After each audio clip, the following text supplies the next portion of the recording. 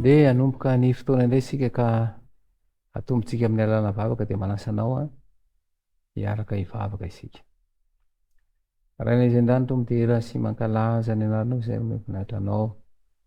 angataka anao mindra fosy amelanay koa zavatra vitanay tsy mifanaraka tamin'ny sitraponao misaotranao a satria mbola afaka ifandray aminao indray amin'izao fotoana izao fazavantsaina avy amin'ny fananomasina na zava-misainay fa namifatra ny sitraponao raha-pianakerinay zany ka hitondra fiainam-baovao anay ny teny tononona sy angatahana amin'ny alinao tsosy ty mivavaka amen.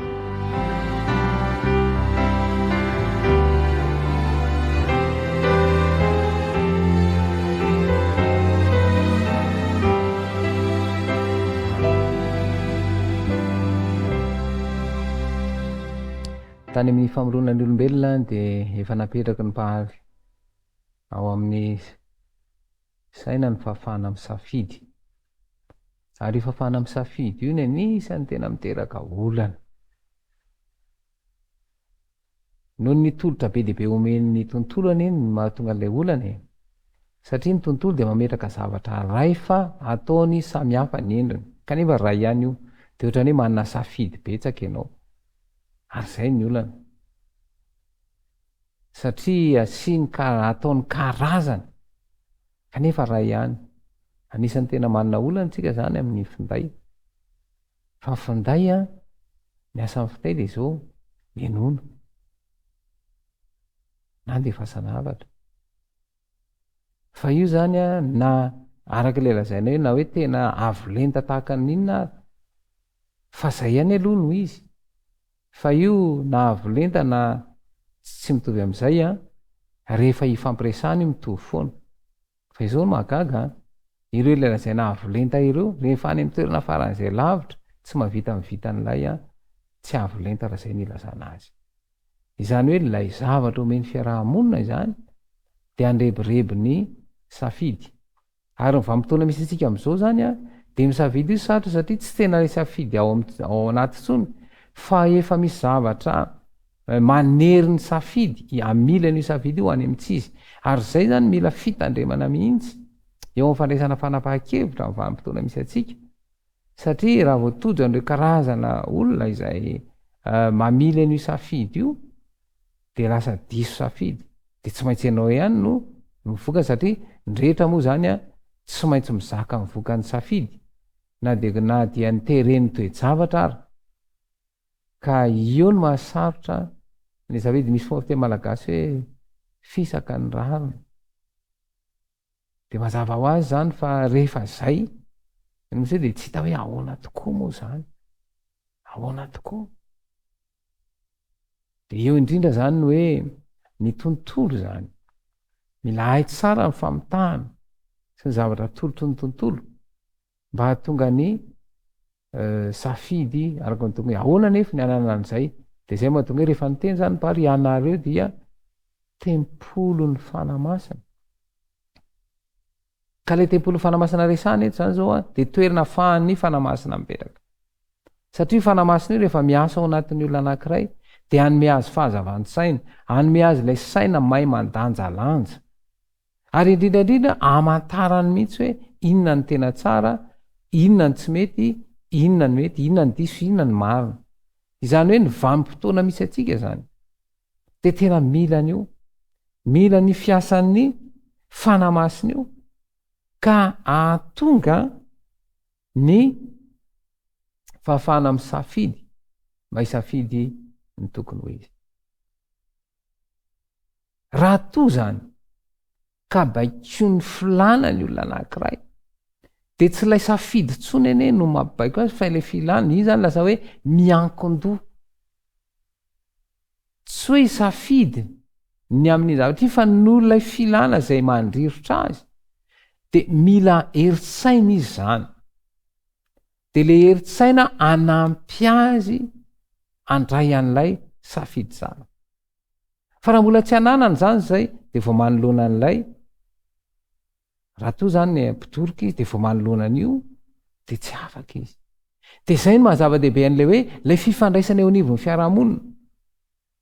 fa matoa zany a tsy afaka ao anatin'ny faharemenana anankiray dia le tontolo manodidina azy mihitsy no tsy manampy azy ho afaka ao anatin'izay raha ohatra zany ka hoe raha mpitoroka anankiray de io anao mitoroka foana de zay foana nyverimberenao tsy ho afaka izy fa raha ovana ny fomba fiarahana aminy mahazo ny teny ilaina anafaka azy satria zao mantsy ny fanapahan-kevitra de rehefa ampy lay teny ilaina no fanapahan-kevitra vao afaka mandray fanapahan-kevitra amin'ny tokony izy raha to zany ka ny tanora anankiray tafiditra ao anatin'ny fidoroana ny zava-mahadomelona de mila jerena hoe ilona le tontolo misy azy ao atokantrano ao manahoana satria araka ntsika teto hoe le olana ara-pihetsepo io zany tena misy fiatraikany be dehibe amin'ny fandraisana fanapahan-kevitra zay no hoe rehefa tezitra neny olona tonga de mandray fanapahan-kevitra tsy ampiheverana izy ary zay moa tonga ny hoe nandray ny fanapahan-kevitra fa rehefa tony ny sainy de hoe fa naninona ary ano nandray fanapahan-kevitra no am'izay de eo indrindra zany mila mailo isika amin'ny hoe safidy anka efa safidy niny kanefa lay fihetsepo izay nresana tamintsika hoe io zany iasany mpanjaka zao amizina zao na iasany devolo mihitsy toerana ahafahany devolo miasa mihitsy ao amin'io fihetsepo io de reny zany a de anisa miteraka olana ka ny fomba fietrehana ny olona am'izao fotoana zao zany de tadiova raha vo fanomezany tsiny foana no voaray de zao ireo izay ao anatin'ilay fahalemena de tsy ho tafarina mihitsy izy raha fanomezany tsiny lava no voaray fa raha mba misy olona anankiray afaka anampy azy anaiky ny toe-javatra satria ao anatin'ny fanekenao ny toe-javatra no ahafahana manampy azy de eo indrindra no hoe Kristy rehefa tonga teto ambony ty tany ty de aname ohatra ohatsika izy fa afaka niaraka tamin'ny olon-drehetra ny zany izy de niteny mihitsy izy hoe tsy ho avy antso ny marinao fa ny mpanota mba hibebaka ary zay indrindra ny hevitra zay nge de zao hoe tonga Jesosy mba anampy ny olona atsapahany tsy mety ataony ka hitady le tena vahaolana de ambara mihitsy fa amin'ny Kristy tsy misy fanamelohana tsy nanameloka an'izany izy Jesosy raha tonga teto ambony tany teny ary tsy nanondro ny fahamelohana fa nitarika ny olona kosa ho amin'ny fibebahana ary hanavao ny fiainana ary ny tantara rehetra ao amin'ny soratra masina fa zay rehetra niaona mivantana tamin'i Jesosy de niova fo avokoa de nahoana tsy zay ny zavatra miseho satria Kristy no mahafantatra ny momba anao Kristy no mahafantatra ny momba satria izy ny namoro fa raha ity tontolo ity de ambarany soratra masina fa tsy misy marina na dia iray akory avy amam-panota zany de ao anatiny foronana anota fa rehefa manao loana ny fakam-panao de mirongatra ary zay indrindra hoe tsy voafe de zay na tonga ny Kristy solo eloka ny mpanao satria tsy vita ny mpanoty zany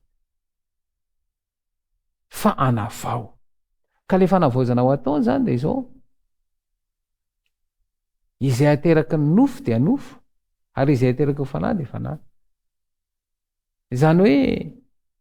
ao amin'ity nofo ty zany no misy lay filana ka raha mbola mijanona eo am'izay ara-nofo zay zany de ny filana no mibaiko sy mitariky fa le hoe zay ateraky ny fanahy de fanahy rehefa tonga fibebahana marina ny olona anankiray izay mahatonga saina azy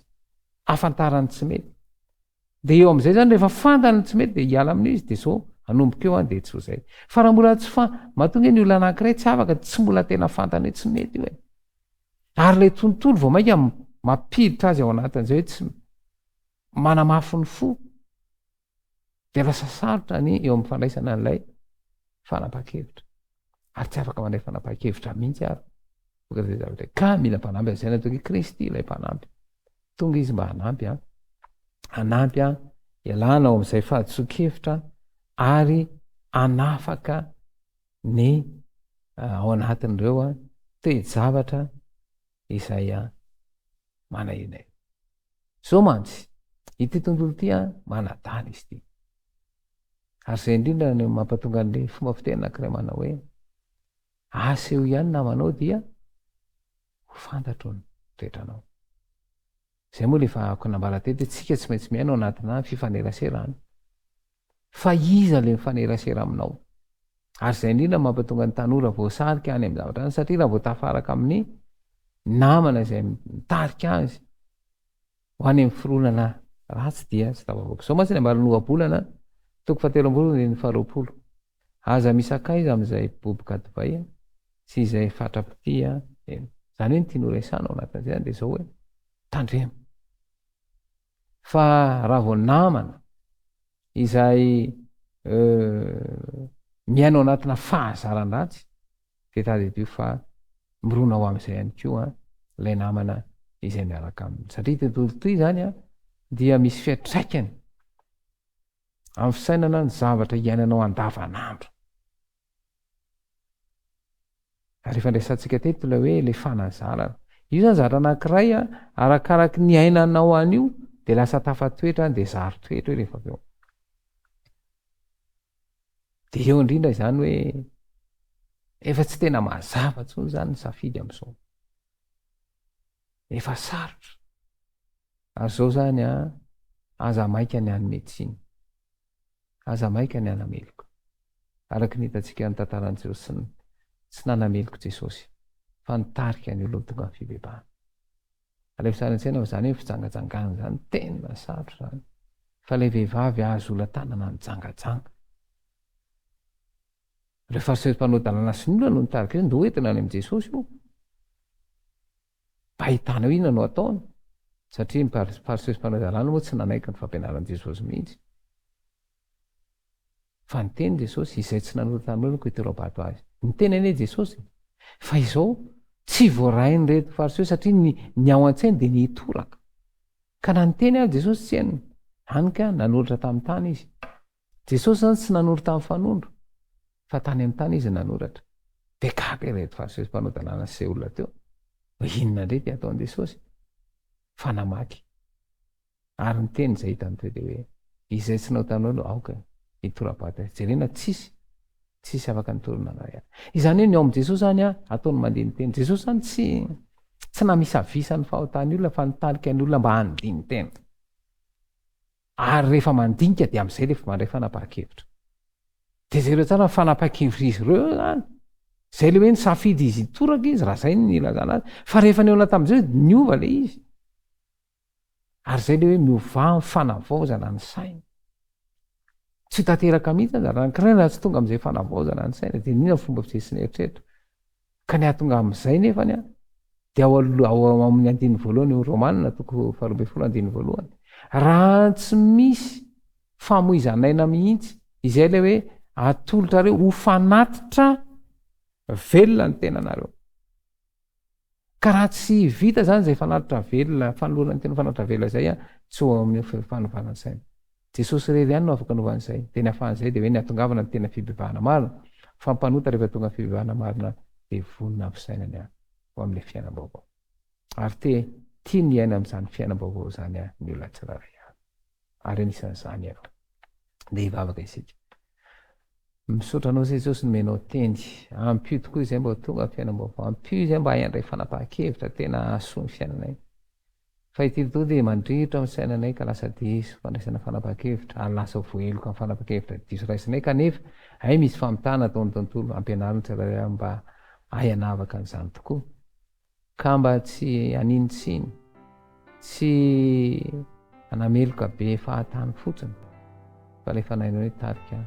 ka hitondra fiadanao any tsirairay ny fiarana amin'ny tonona sy angatana amin'nanao Jesosy Kristy vahoaka. Amen.